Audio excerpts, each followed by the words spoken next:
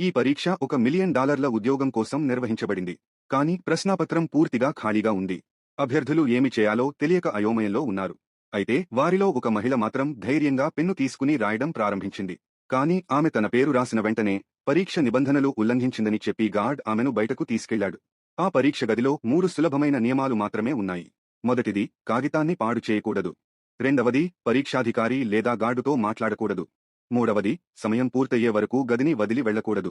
పరీక్షాధికారి ఏమైనా ప్రశ్నలున్నాయా అని అడిగాడు. కాని అర్హత కోల్పోతామనే భయంతో అందరూ నిశ్శబ్దంగా ఉన్నారు.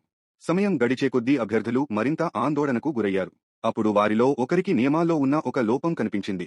పరీక్షాధికారి వారు తనతో లేదా గార్డుతో మాట్లాడకూడదని మాత్రమే చెప్పాడు. కాని అభ్యర్థులు పరస్పరం మాట్లాడకూడదని మాత్రం చెప్పలేదు. తన ఆలోచన సరైందో కాదో పరీక్షించడానికి అతను పక్కన ఉన్న వ్యక్తితో మాట్లాడాడు. ఆశ్చర్యకరంగా గార్డ్ ఏమీ స్పందించలేదు. అంటే అతని ఆలోచన సరిగా ఉందని అర్థమైంది.